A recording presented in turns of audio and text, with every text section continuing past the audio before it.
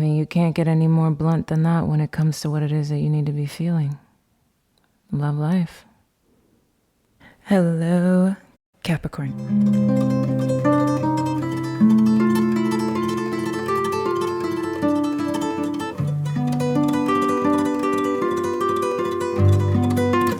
My name is Kristen Simone Hansen, and welcome to SeaGoat Secrets.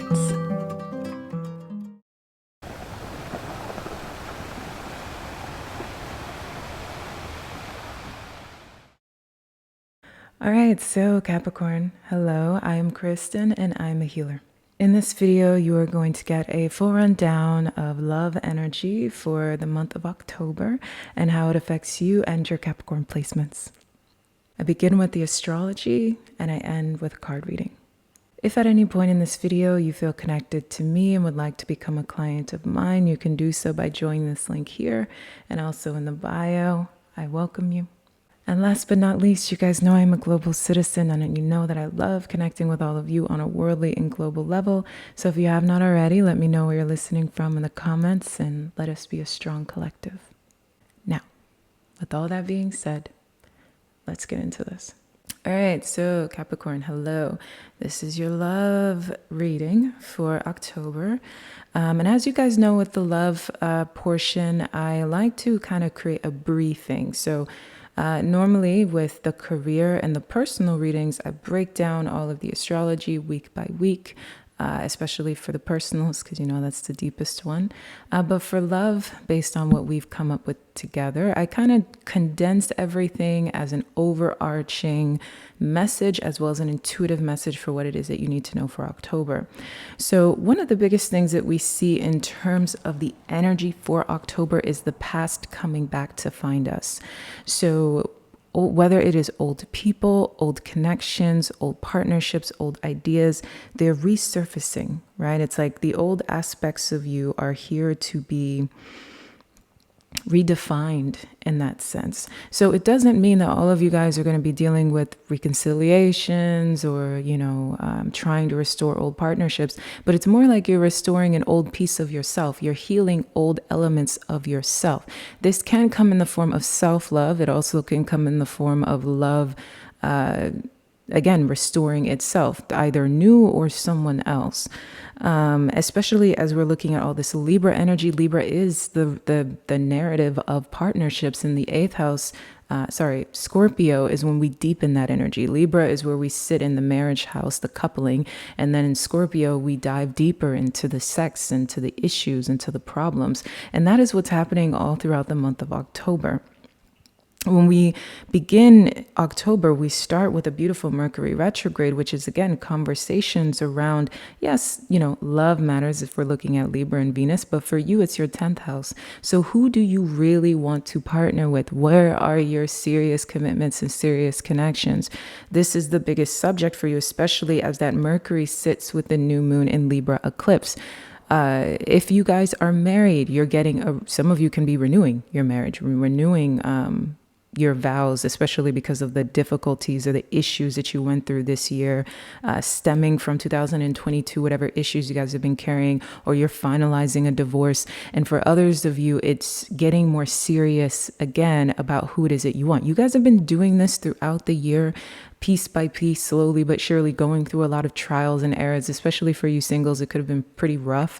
A lot of karmic connections, karmic relationships finding you. You start something and it ends, or reminiscing on the past, or more like ruminating on the past and things that didn't go right. A lot of you singles have marriage on your mind. If it's not traditional marriage, it's strong, long-term commitments. And this is going to be here throughout the month of October, but it's going to lighten. So where it could have been heavier, deeper, darker, especially in the summertime, in Leo season, that leading in from July into August, that energy was deep and it could have been very painful. Either it was an actual connection that brought up an unearthed feelings of longing, unwantedness, the desire to have that serious connection. And some of you, it could have started and it could have ended, or something about the past finding itself. But again, this pain tied to these longer term connections and what it is that you need to do and achieve in them.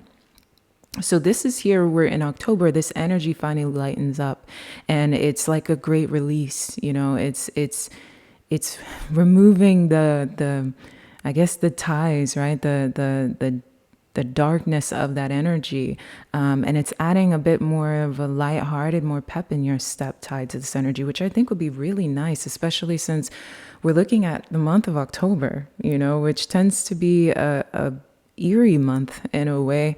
The darkness that tends to carry us into October's energy, mainly because of the stereotypes of Scorpio, right? And that fun stuff. But in general, the eeriness of October for me personally is very sacred and very beautiful.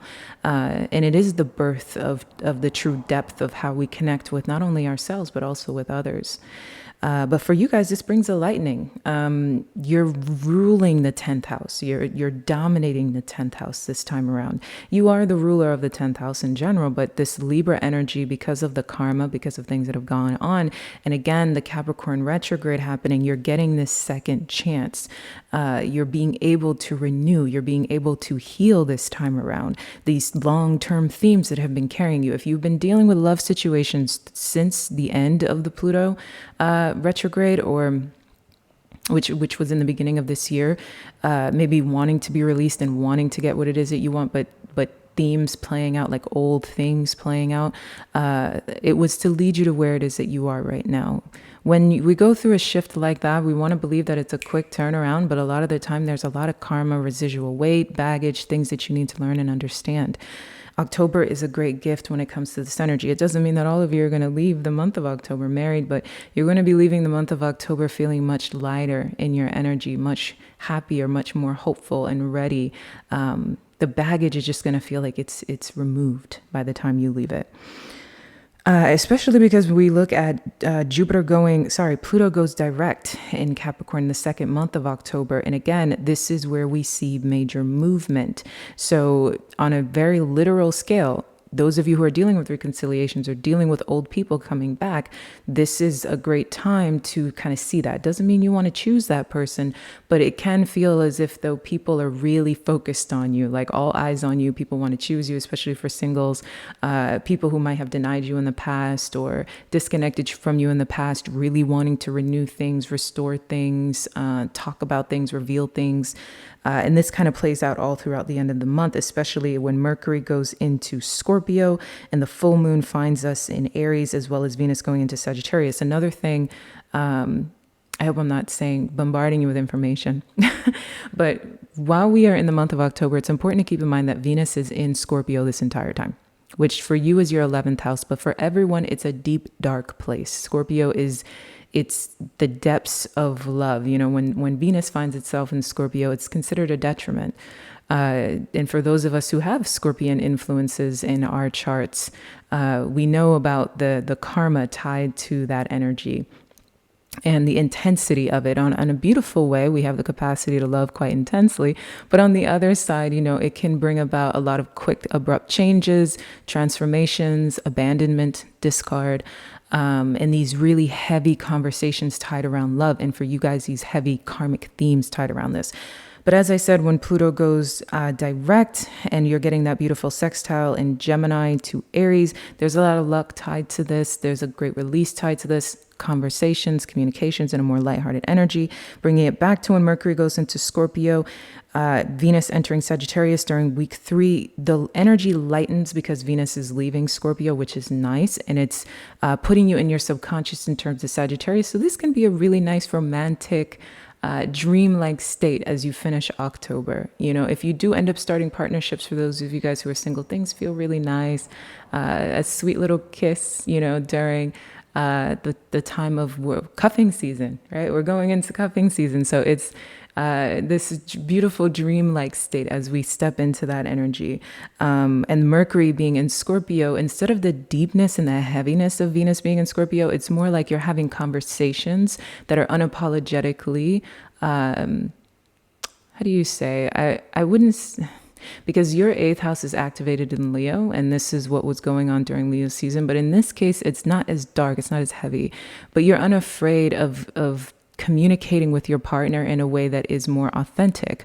Also, you guys can find yourself online dating, connecting really well in terms of communication. Communication is a big thing. Like whoever you're tied to, if you're already partnered, communication is good for you guys. I would suggest even texting more, calling more if you want to heal some things, like maybe spending some time apart and doing that. If you're single, again, starting new partnerships, really great for that technical way of communication. Like, whereas in the past miscommunications were finding you, but what we talked about with the Pisces eclipse, that kind of came to an end and you're being seen more clearly than you ever have before. So the ability to misunderstand you and misconstrue you has kind of been fading away. And where we see the full moon coming into Aries, this is really big because this is the push in terms of the Aries Chiron energy. So a lot of the themes that we saw in April, tied to, again, who you want to be married to, who you want to have a home with, what generational curses have been tied to you in terms of your love life. This is again, exes, right? Like old people that you were in long-term relationships with, people you did share homes with, being able to kind of put through or go through that release in terms of what you've defined as your old viewpoint of commitment and home-based love, and how it's creating a whole new narrative this time around, one that is lighter, one that is healthier in that sense. And this is leading you into, again, when Chiron leaves Aries at the beginning of next year and goes into a beautiful place for you guys, which is Taurus, but that's another time of a conversation. But yeah, so as we see the full moon entering Aries, it puts an end to big themes tied to this. So old wounds tied to love. Okay. So, especially for those of you who are masculines, who are, I guess, heterosexual for those of you who are masculines who are interested in feminines, again, mother wound things, right? So finally being able to maybe understand how your love patterns have been repetitive of your relationship with your mother and possibly a derivative of your mother wound. Same thing tied to those of you who are feminines, again, breaking the bonds tied to mistakes that your mother has made, living out her old curses or her old ideologies, or the ways in which she might have abused you yourself and made you feel like love was not something that you can acquire. So all of these things ending up coming to a close. This is really great for you guys who have sustained this difficult time of Capricorn and have maintained relationships. This is a beautiful renewal in love for you guys. You can, again, solidify your home, be buying a home together, spending a lot of really nice romantic time together, really feeling like you made it through the storm and you're feeling more stable. And then those of you who are in new partnerships, a lot of home dates, a lot of just really wanting to cozy up in a really sensual way with another person, which is nice. Or again, if you're still dating and you have not found the person per se, your energy is lighter, it's feeling better, you're feeling more comfortable in your own skin, comfortable in the spaces around you, and it doesn't feel so difficult or so painful to navigate self-love and self-contentment, and frankly, possibly being with yourself. In dating, again, there's better communication, more comforts, and possibly being able to meet someone who is in your close quarters. The person you might desire might be right underneath your nose, So from there, we have the sun going into Scorpio. And when the sun goes into Scorpio, obviously, we're back in a deeper place. But again, Scorpio is your 11th house, which is your space of communication, network, technology, social media. So for those of you who have made it through the storm, you guys want to probably take a lot of pictures, show off, show each other off, different things like that. For those of you guys who are new partnerships, you can honestly just pop up in love. Just like, 1 minute people saw you single and you can just share a picture and all of a sudden you're partnered, different things like that. It's also good to meet people in social dynamics, social situations. So going out more, networking more, going to events, going out to the city center of wherever it is that you live, going for wine and having drinks, going to get some coffee and stuff like that. So this is a good time to do a lot of that mingling in that sense. depending on where you live in the world, and really being able to build partnerships and connections in these social environments. But again, the kind of things that feel like exploring your home, exploring where it is that you are, where it is that you live, and really looking for things that are familiar. Love is built in not necessarily familiarity as in someone that you're used to. For some of you, that can be the case. Again, it can be a restoration of someone that is familiar to you. But for others of you, it's not to say that the person is not foreign to you.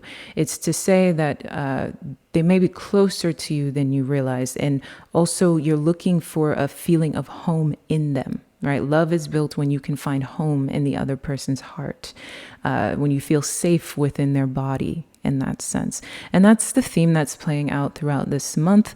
Again, really good for communication, conversations, and just a lighter energy. You know, a big healing comes, especially when Pluto goes direct. You're getting that movement that you have been longing for and wanting, which is really, really nice.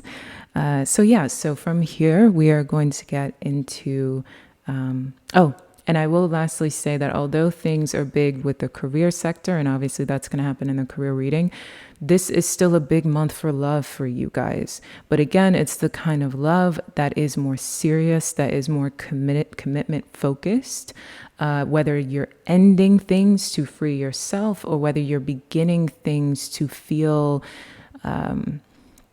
really, really stationary and really stable with another person. Okay, so we're going to get into the reading now. All right, so Capricorn, here we are. So let's get into this, shall we? All right, so when we're looking at this energy for love, this is interesting because we see some brightness. This is nice. We got the Page of Wands here with the Two of Wands. Two wands moving together toward forward movement. That's interesting. And we've obviously got the page sitting right here at the top. So more than anything, this is a lot of fire energy, right? Push, passion, fire, movement, expansion. This feels so much like, again, this feeling of like a wand. You know, the Ace of Wands isn't here, but it feels like wands kind of pushing through a shadow, like a wand on fire kind of bursting through the clouds in that sense. Passion, newness, movement. This is nice. You know, we see it here clarified by I like you, romance blooming, sword in the rose, clarity, truth, revelation. So, you know, it's not like we're seeing marriage here. We're not seeing major commitments, but we're seeing, again, this blooming, this lightness, this brightness, this freshness, you know, this like fun, passionate, new energy.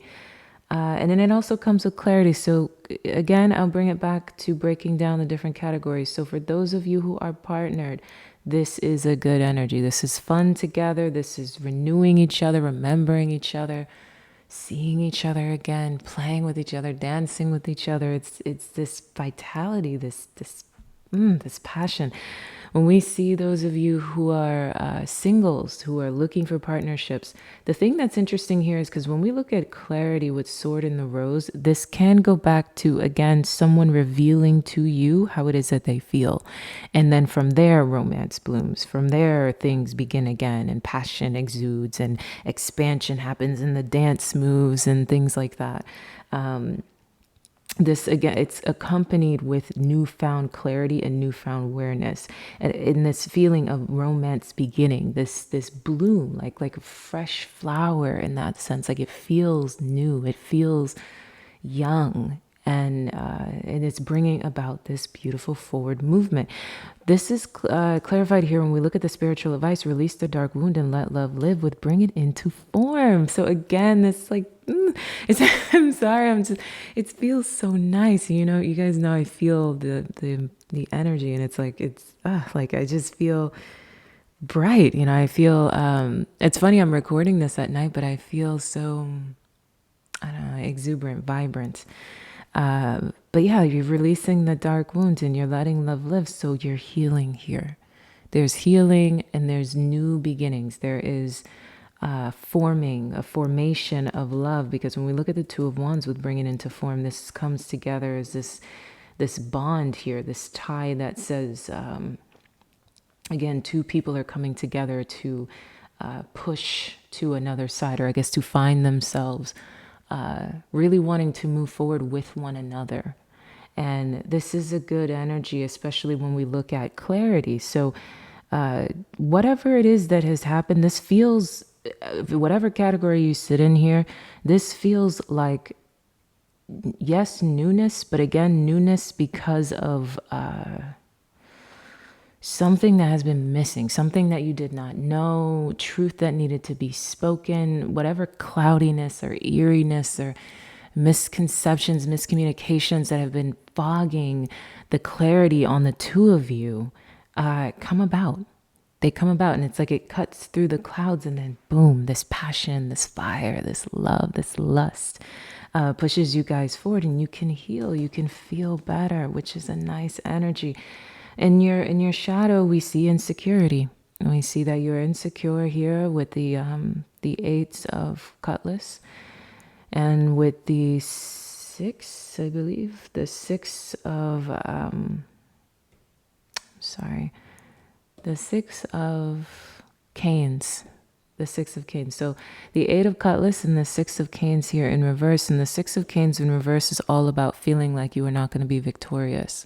You are worried, deeply insecure. The good thing is they're both minor arcanas here, but the subject is also minor arcana. So you're kind of at this balance, really. Like there is this beautiful, happy energy, but again, it's not this major assurance that you have. You're really and truly battling, I don't want to say battling, but balancing back and forth between, can I trust this? Is this actually good? Is this okay? Are we okay? Can I trust this romance, especially if it's new? Can I trust this newfound? And again, when we're looking at clarity, truth, revelation, protection, power, there's so much there tied to, if it's a new person, it's going to feel like it's cutting through the clouds. Like, but for most of you, this feels like someone that you do not, that, how do you say, that you know, right? You do not know how they feel about you, but they're around you. You could have met them already. Again, for those of you who are partnered, this is just a different step in what it is that you guys have been going through. But there is clarity that's going to bring about a new blooming of a connection, of a union. But again, it's this equilibrium balance. You're going to be doing this dance back and forth between, can you trust this and can you not? Oh, I'm having so much fun and this feels really good. But at the same time, highly insecure and worried that you're not going to get victory here, worried that you're not going to get to what it is that you want here. And that's why your advice is to release your dark wounds, because a lot of this insecurity and fear of victory is because of the pain that you've experienced in your past. So whether it be, again, whatever obstacles that you guys have gone through, or for those of you who have been singles, who have going through the healing process that I was talking about in the astrology, this is a different energy where it's more about, can you actually let go of the pain that you've dealt with in your past that has brought you to where it is that you are right now? Can you heal this? Can you see through the other side of this? Can this light get you to the other side of this river, right? Can you release this dark wound and let love live directly? Directly. Your past traumas could be deeply influencing what it is that's going on here in this back and forth. Like, can you completely let go, or are these swords protecting you? Because in so many ways, when we look at this shadow card here, she sits in the middle. And obviously she's in aching pain, but in so many ways, it's almost like there is a comfort there. Almost like that feeling of, okay, these swords are around me. They're self-induced, but I'd rather be here than on the outside and have the possibility of one penetrating my heart. I'd rather stay right where I am. So, and it's because I'm afraid that I will not have victory here, that I will not be triumphant. And I've already suffered enough, right? So we see that kind of going back and forth. But again, this is just this really sweet, great energy. But there is darkness here. There has been wounds. There has been wounds. But you need to, again, release the dark wounds. Let love live. Actively bring into formation this new connection, or this reignited connection. Yeah, new or reignited connection. But if it is a new connection, a brand new connection, again, there's something about it that feels like you already know this person. And it's the clarity of you and this person. So let's look into our healing points here. Beautifully, we have the sun. Oh, the sun. So this is fire and air, because on the top we have the sun, which is fire, and on the bottom we have the sovereign queen Maeve, which is air. So the sun says you have what it takes. And I also to mention that this sun card here is similar to the sun for me in tarot. You have what it takes. You are a light bearer. Within you is a healing power and a spiritual wisdom you can tap into to find your way through any confusion, right? Your confusion and your doubt. These two are sitting right next to each other, sharing almost a similar red, right? It's like that fire to be able to push through into the water and say, I'm going to release this. I'm going to let love live. You have what it takes, right? Being the bearer of your own light. Being able to put to bed the things that have hurt you. Have confidence in yourself and know you are enough. I think that's very important in terms of this conversation of love, because when we're looking at the Eight of Swords, it is about, yes, self-imposed darkness, but it's also about, the Eight of Swords here is Eight of Cutlass. It's also about, again, insecurity. Self-imposed doubt and also insecurity, just flat out in that way. And insecurity because you're afraid that you're not going to get victory here. Whatever wounds that you have experienced in your past have you sitting here not knowing your own value, what it is that you deserve. Can you have this? Do you deserve this? Can you trust this, right? So knowing that you are enough, expect an affirming yes from the universe, right? So we've got that here with the Queen, and she is usually what I like to call my Queen of Swords in this deck. So that's interesting. We've got the Sun with the Queen of Swords. So illuminate that light, but do it with discernment. Value what is sacred to you by protecting it from interference, even that which may be well-intentioned. Be compassionate, but set firm boundaries. You are going to triumph over a negative situation. It will take courage, but you have more than enough inner strength, resourcefulness, and boldness to accomplish that which you wish to attain. Do not give up. You have the ability to connect to higher worlds, so open your heart and mind to the light. This Queen here, usually I would say that she's about protecting yourself from other people, right? Protecting yourself from that which even may seem well-intentioned. And it's interesting that we have her here along with this swords. But more than anything, this also feels like you to yourself. Having clarity of thought with yourself, having that discernment with yourself. The negative situation that you're needing to triumph over is what is going on inside of you. Many of you have been battling some demons from the past when it comes to your love life. Whether it's how you have damaged your own love life, the way your love life has damaged you. Love has been a source of karma for Capricorn for a while, right? It's been the spaces where you've learned many lessons. And so in so many ways, it's like when we see the sun reigning supreme with the Queen backing it up, it's like, yes, okay, know your worth, know your value. Do not overly surrender to anyone, but also know how to navigate your own negativity. Be strong within yourself, for yourself as well. When we look at the overarching energy for the healing points here, we've got alabaster. And it's interesting because the Queen Maeve is 40 and alabaster is 41. So one leading into the other, right? One leads into the other.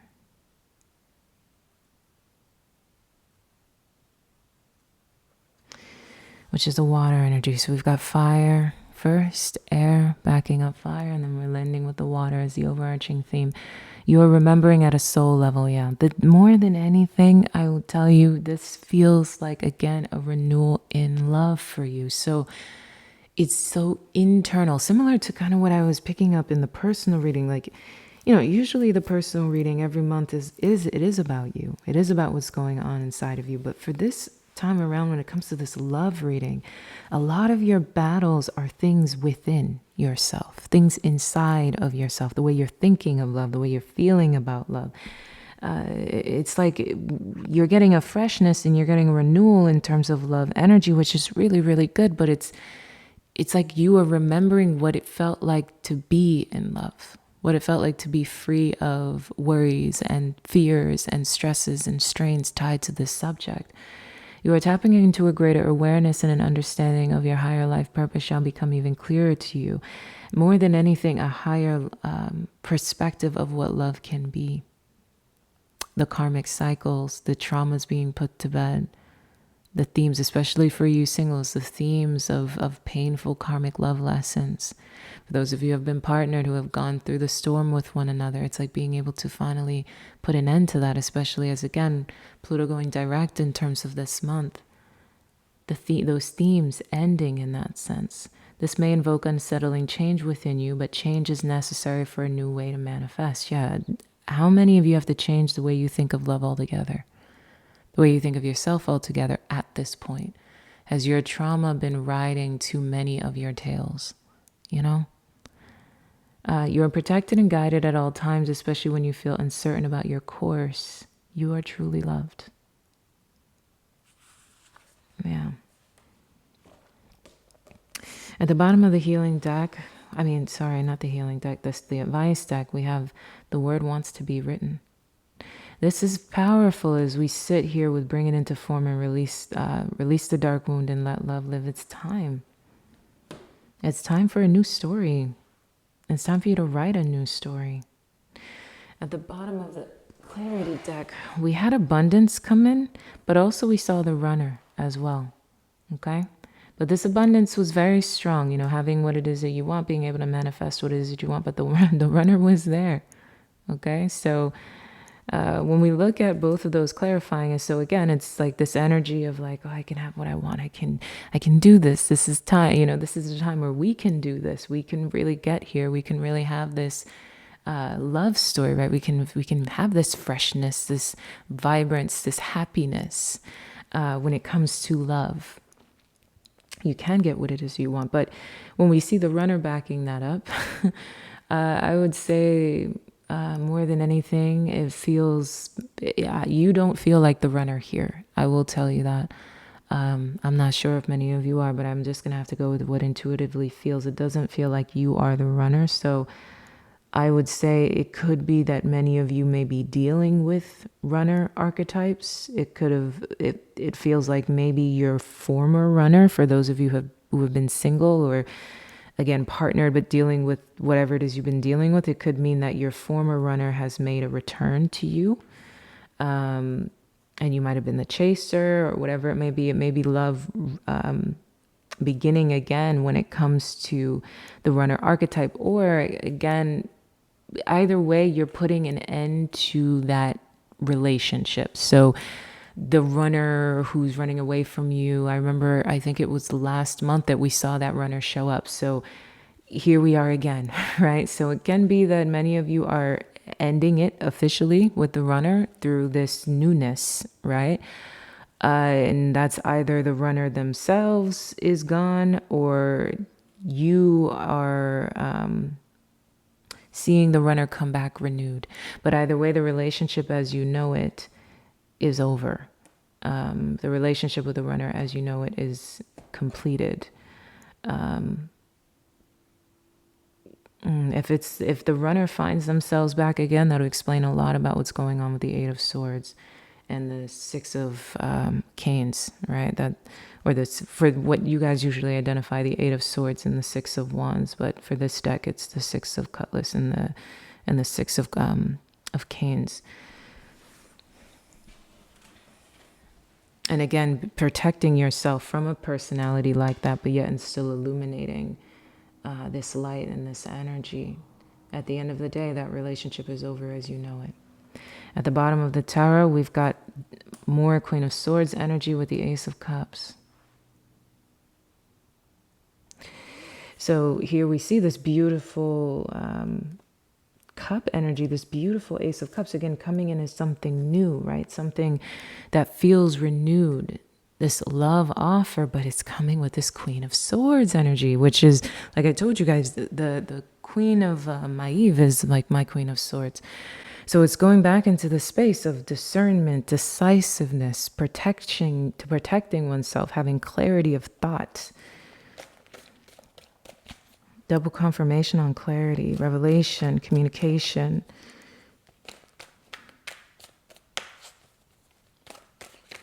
Clear in your perspectives.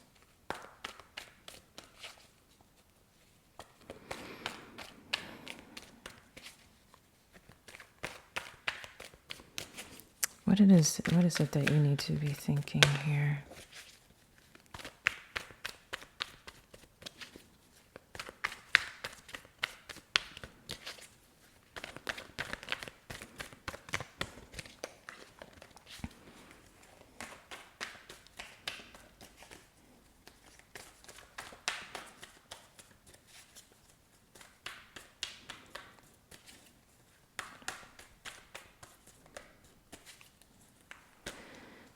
Thinking, feeling, doing. One more, knowing, right? What is it that you need to be thinking?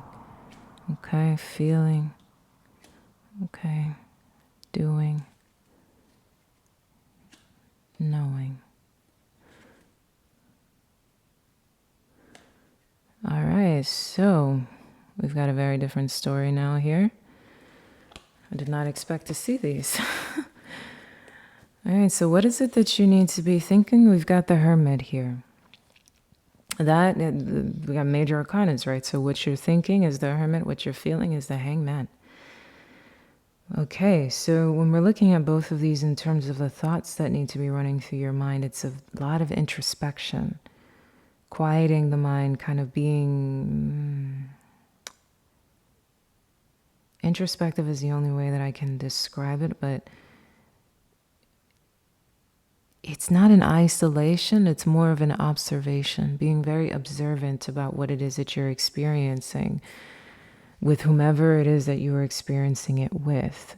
So although there is this brightness and this movement and this healing energy, there's still so much that you need to kind of pull back on and have this sense of wisdom. Like, remember what it is that you know and move that way. Move accordingly in that sense. Feeling, we've got the Hangman. I have to say, when it comes to love, the Hangman is one of the most frustrating emotions, if you ask me. Because the Hangman is all about for me, it's my give it to God energy. Hand it to the divine in that sense. It's the space of having to sit in unknowing, right? Or more like uncontrolling.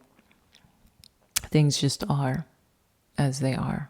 Things are working out as they are working out. So when we sit and we look at this energy, especially when we see, okay, the Knight of Swords, the Knight of Swords here, and this is here with the Seven of Wands. So we've got this more fighter energy in terms of the actions that you need to be taking. A lot of communication, saying what it is that you mean, meaning what it is that you say. Seeking victory in a different kind of way, almost like fighting for it. And this is going back in terms of what it is that you need to be feeling, which is...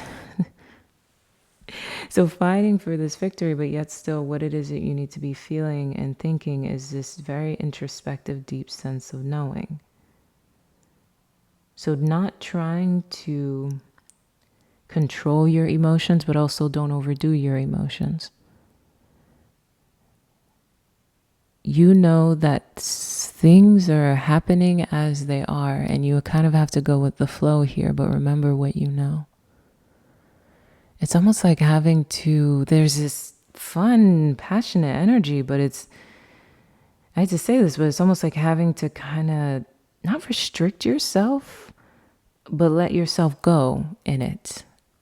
Almost like releasing expectations, which is a rough conclusion, right? It's like releasing expectations, going with it.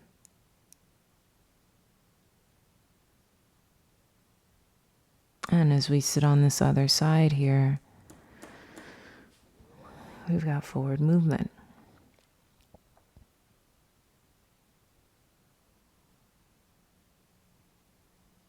Getting what it is that you want by any means necessary. There may be a little bit of, for some of you, there may be some competition, or you might have to, especially when we look at clarity and truth, there may be some things revealed to you that might let you know that there may be things that are standing in the way of this union being the way that you want it to be, or people even, or a person. Does that mean what it is that you say, and say what you mean?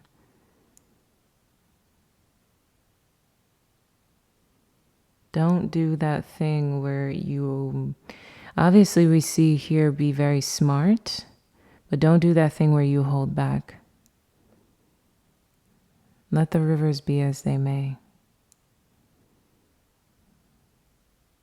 You have to go with the flow and be very, almost loose with your words in that sense. If you feel it, say it, go with it, speak it. And there's something here about having to,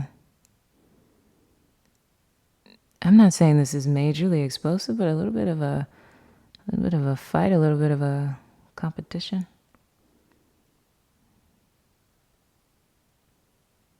Could even be rising above yourself.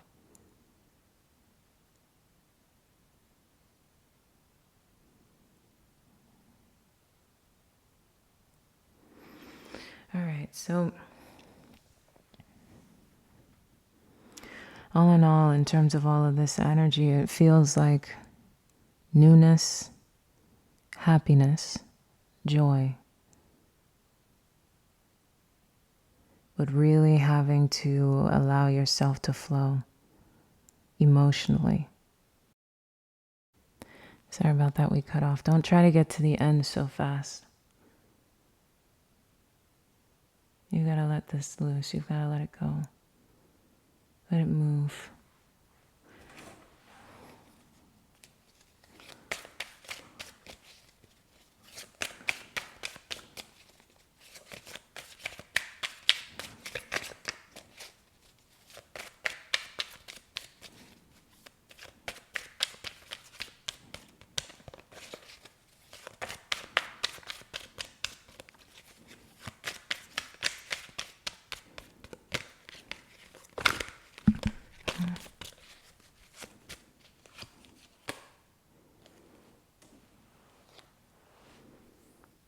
All right. Yeah, you can't get any more blunt than that when it comes to what it is that you need to be feeling. Love life. Sorry, we got cut off.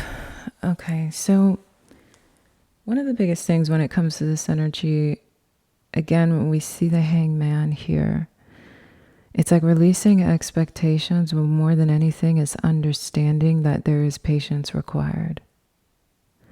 Obviously, it's backed up by love life, right? We're free from problems, free from money troubles, love and be loved. There's something really beautiful happening here, but it also is coming with something a little complicated. I can't pretend like it's not obvious, right? Like there is something about you having to trust in your intuition. Trust in what you know, not what you see. There is an offer being started here, but again, things feel page energy, right? So we're at the beginning of this. We're at the beginning of this. And it just requires a little bit more time, right? So it's not to say time as in you're not getting what it is that you desire, because we see here, love and be loved. The energy is good. The connection is good. Things are good. or if you're connecting with multiple people, at the end of the day, it's good. Love is good, but it's not something that you can just hop right into in the way that maybe you were expecting, right? Just jump right into in the way that felt like, so you want to go from point A to point Z, right? It doesn't feel that way, especially when we see the Hermit in terms of what it is that you need to be thinking. You need to be thinking a lot. The Hermit is a thinker. The Hermit is, especially when we're looking at Virgo energy, the Hermit sits and it assesses. It'll experience love. It can experience these situations or these emotions, but it does it from a space where it takes the time to really understand. Virgo loves impatience, right? And so when we see that here with the Hangman, it's like it's release and let go, love and be loved. There's a lot of restriction that you need to just oof, right? Usually, so the Hangman can also be choosing to assess something, kind of being introspective, but I'm just going to be completely honest with you. My intuition does not feel that way. It feels more like just a release. It feels more like a let go and let God kind of energy. It feels more, again, a letting go of emotional control, emotional restriction in that way, but understanding development, right? You can't label it or try to control it. But again, the most important thing here is communication. And I can't help but feel like some of you might be dealing with a competitive situation. So some of you might be dealing with somebody who, might be ending an old connection, right? There might be some other outside situations going on that can be hindering or affecting your situation. But you have to battle something. So it could be you battle it and come out on top, obviously, when we see the Seven of Wands. So it can be yourself. Whatever it is that is happening is reflective of what's going on internally at the end of the day. So if there are people on the outside that are opposing your connection, it's because they're a manifestation of whatever's going on inside. So at the end of the day, it's a need to understand your value and that you sit on the top of that ledge, regardless of who's trying to take you off of it, regardless of what obstacles might seem like they are in front of you. Communicate and communicate well, especially for those of you who are going through reconciliations or restorations in terms of relationships. But like I said, this energy is good. It's great. It's fun. It's light. But it also requires you to be a bit of a grown-up. Okay? So, yes, that's what I got for you guys. I love you. Ciao.